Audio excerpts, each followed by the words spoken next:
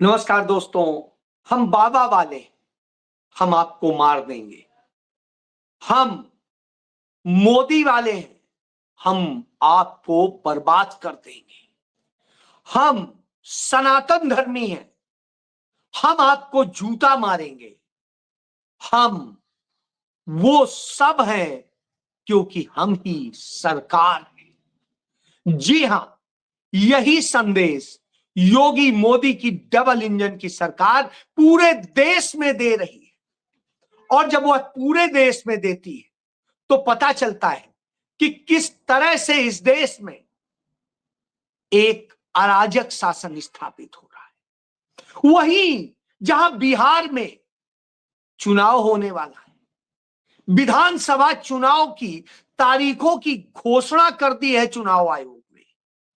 दलितों के नाम काट के, पिछड़ों के नाम काट के, आदिवासियों के नाम काट के, अल्पसंख्यकों के नाम काट के और महिलाओं के नाम काट के। जी हां, किसी बड़े व्यक्ति के नाम नहीं काटे हैं, किसी मनुवादी के नाम नहीं काटे हैं, काटे हैं उनके। किसी को मृत दिखा रहे हैं, किसी को कुछ दिखा रहे हैं, किसी को कुछ दिखा रहे हैं और आधार कार्ड को एक आइडेंटिटी और एक प्रमाण मानने से इनकार कर रहे हैं। यह सब करके सुप्रीम कोर्ट के कहने के बाद यह करके और कह रहे हैं हम तो संविधान के मुताबिक कर रहे हैं, हम तो कानून के मुताबिक कर रहे हैं। लेकिन जब रायबरेली में वह युवक जो काम करके अपने घर जा रहा था, उस हरिओम को पीट पीट के बाबा वाले लोग मार डालते हैं, योगी वाले लोग मार डालते हैं, तब आता है कि आखिर कौन सा कानून था। पुलिस वाले वर्दी पहने हुए मौजूद थे तो वो कानून का पालन करा रहे थे, वहां कानून का पालन हो रहा था। हरिओम का पिता कहता है कि बाबा का जंगल राज है और जिस तरीके से हरिओम का पिता छाती से चिपक के कांग्रेस अध्यक्ष अजय राय के रोता है और बताता है किस तरह से उसके बेटे को इसलिए सिर्फ चोर बताया जा रहा है क्योंकि वो दलित है, वो गरीब है, जबकि उसके पास कुछ नहीं था। जिसके पास कुछ नहीं था उसे चोर बता दिया जाता है और पीटा जाता है। क्यों? क्योंकि उनके मन बढ़े हुए थे। और वो कौन थे? वो बाबा वाले थे। सोचिए आप। तो यानी आप बाबा वाले हो जाएंगे, यानी योगी आदित्यनाथ वाले हो जाएंगे या नरेंद्र मोदी वाले हो जाएंगे तो कुछ भी कर लेंगे। यह छूट आपको दी गई। इसके पहले आपने देखा कि देश के तमाम हिस्सों में यही हुआ और इसका नतीजा यह हुआ कि भारत के इतिहास में, चूंकि 24 और 25 का तो डेटा अभी मौजूद नहीं, तो NCRB national crime record bureau जो नरेंद्र मोदी का है, अमित शाह का है, उसके डेटा बताते हैं कि भारत के इतिहास में दलितों पर इतने अत्याचार नहीं हुए, इतने अपराध नहीं हुए जितने नरेंद्र मोदी सरकार में हो गए।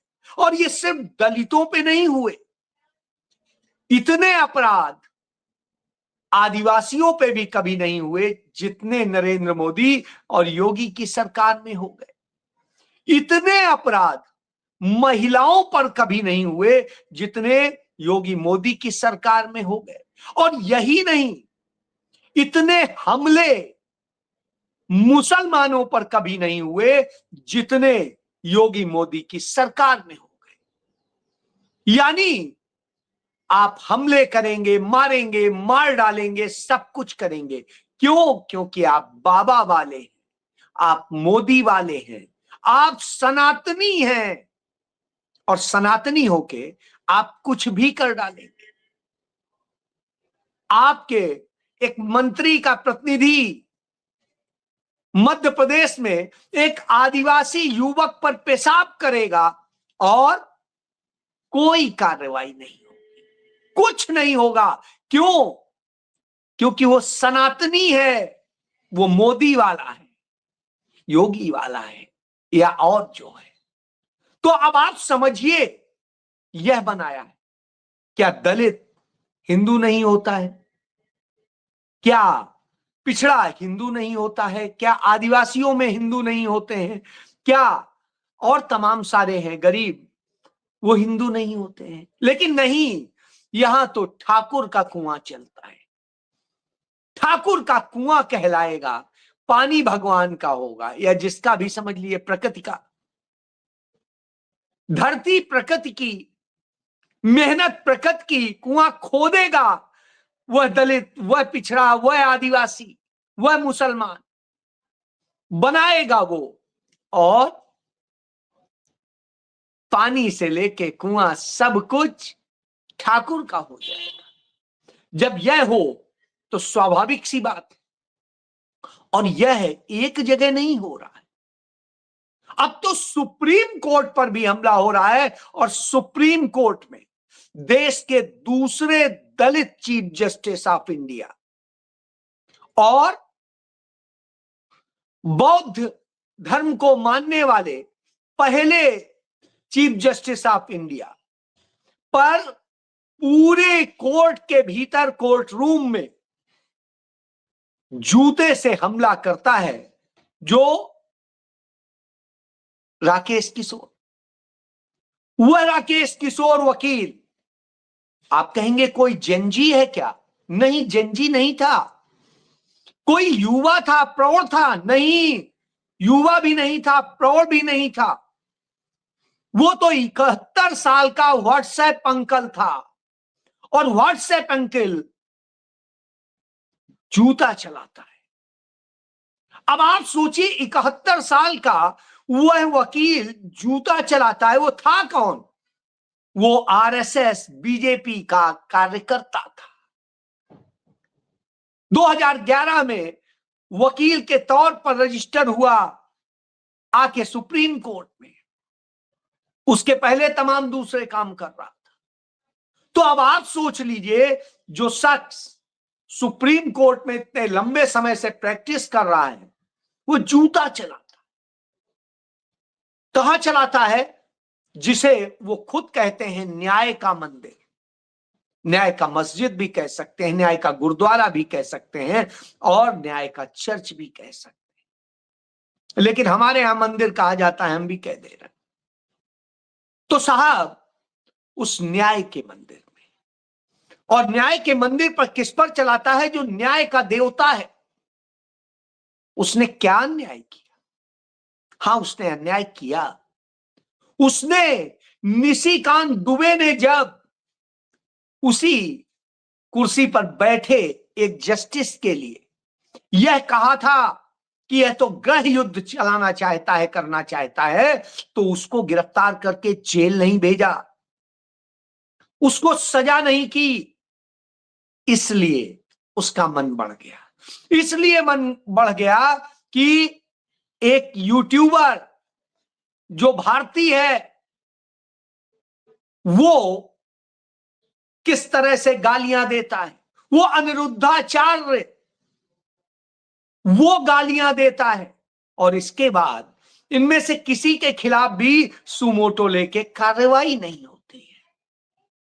जो छाती फाड़ने की बात करते हैं, कार्रवाई होती है। अजय शुक्ला के खिलाफ सुमोटो होता है। क्यों? क्योंकि सच बोला होता है, झूठ नहीं बोलता है।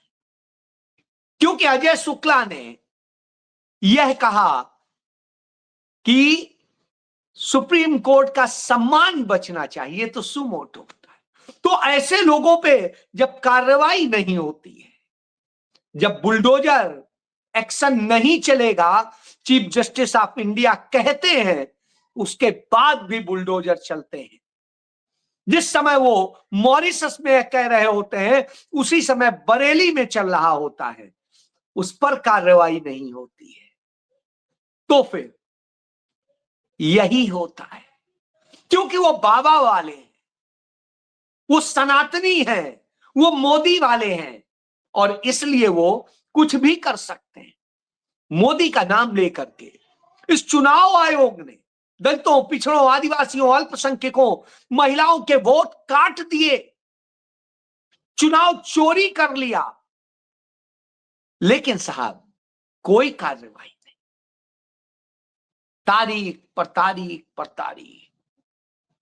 निश्चित रूप से तमाम बातें हो सकती हैं।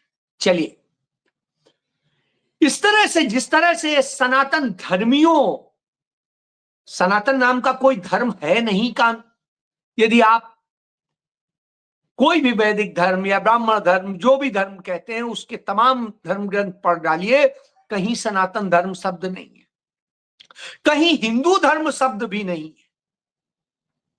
वेदों से बना है इसलिए वैदिक धर्म है, ब्राह्मण इसके प्रवर्तक थे इसलिए ब्राह्मण धर्म है।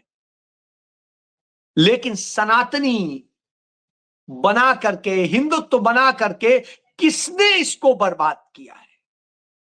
तब आएगा यही योगी मोदी ने, यही भाजपा आरएसएस ने, यही डबल इंजन वालों ने, और इस धर्म को इतना दूषित कर दिया है, प्रदूषित कर दिया है कि यहां हिंसा आ गई है। यहां सहिष्णुता की जगह हिंसा काम कर रही है, शांति की जगह अशांति आ गई है, और पवित्रता की जगह अपवित्रता आ गई है। यहां पर वह हो रहा है कि कभी मंदिर का चंदा चोरी हो रहा है, कभी मंदिर में रेप हो रहा है, कभी कुछ और हो रहा है, हर कुकर्म हो रहा है। तो जब ये हो रहा हो तब आप क्या कहेंगे? तो वही हरिओम रायबरेली का वो चिल्लाता है कि मैंने कुछ नहीं किया है, मुझे क्यों मार रहे हो? और मरते मरते वो राम का नाम नहीं लेता है, वो किसी और का नाम नहीं लेता है, वो राहुल गांधी का नाम लेता है। उसे एक विश्वास राहुल गांधी का था कि राहुल गांधी बचा लेंगे। नहीं, राहुल गांधी नॉन बायोलॉजिकल नहीं है, राहुल गांधी अवतारी नहीं है, राहुल गांधी उस जगह पास में नहीं थे। राहुल गांधी बचा लेते यदि वहीं होते, राहुल गांधी की सरकार होती तो शायद बचा लिया जाता, या शायद ऐसी घटना ही ना होती। लेकिन इसलिए ये सब कुछ हुआ क्योंकि राहुल गांधी की न सरकार है, न राहुल गांधी की पुलिस है, न राहुल गांधी की अदालतें हैं, न राहुल गांधी वहां मौजूद थे। तो कौन मौजूद था? बाबा की, योगी की, मोदी की पुलिस मौजूद थी, बाबा योगी के लोग मौजूद थे और लिंचिंग कर रहे थे और कह रहे थे हम तो बाबा वाले हैं, और यह कह के मार डालते। राहुल गांधी को खबर लगती है, वो दक्षिण अमेरिका में है, वहां से वो फोन करते हैं, परिवार को कहते हैं कि हम आपके साथ हैं, अब जो हो गया वह तो हम नहीं वापस ला सकते, लेकिन आपको इंसाफ दिलाएंगे। और जब कांग्रेस पार्टी के प्रदेश अध्यक्ष को, अजय राय को उनके पास भेजते हैं, तो उसका पिता उनकी छाती से लिपट के रोता है, कहता है कि ये हो गया। लेकिन हमारे चीफ जस्टिस किससे अपना दर्द रो सकते हैं? वो तो यह भी नहीं कह सकते। और उन्होंने बड़ी बहादुरी से कहा कि हमें फर्क नहीं पड़ता है, और वह अपना काम करते रहे, और जो सुनवाई कर रहे थे वो करते रहे। यह उनका बड़ापन था। लेकिन नहीं, उन्हें फर्क पड़ना चाहिए, क्योंकि यह एक दलित समुदाय का व्यक्ति जब उठ के इस शीर्ष पद पर पहुंचता है तो उस पर जूता मारा जाता है। इसका उन्हें संज्ञान लेना चाहिए, कड़ा संज्ञान लेना चाहिए, कड़ी कार्रवाई करनी चाहिए, जो एक नजीर बन जाए। उन्हें इस न्यायपालिका को बचाने के लिए कड़े कदम उठाने चाहिए उन पर जो बाबा वाले हैं कह के बुलडोजर चलाते हैं। लिंचिंग करके मार डालते हैं, कभी दलितों को, कभी मुसलमानों को। उनको लेना चाहिए, उन्हें इसकी फिक्र करनी चाहिए। जी हां, और यही फिक्र न होने से बड़ी स्थिति है। बहरहाल यह मोदी योगी का नया इंडिया है, न्यू इंडिया यही है, यही न्यू इंडिया, सब नया भारत है।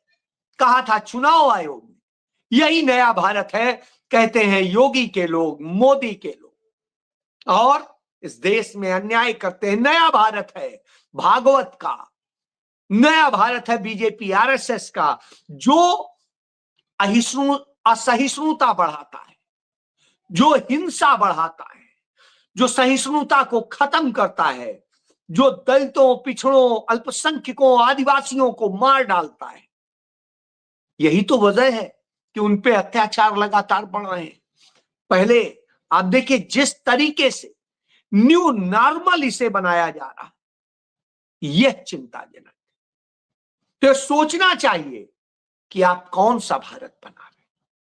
भारत नहीं बना रहे हैं, भाजपा के दफ्तर बनाए जा रहे हैं। इस देश के 700 जिलों में भाजपा के आलीशान दफ्तर बन चुके हैं।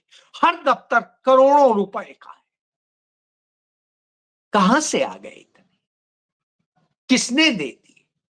और दिल्ली में चाहे आरएसएस का दफ्तर हो, चाहे बीजेपी का दफ्तर हो, और एक नहीं कई दफ्तर हो, ये करोड़ों करोड़, सैकड़ों सैकड़ों करोड़ों के ये दफ्तर कैसे बन जा रहे हैं?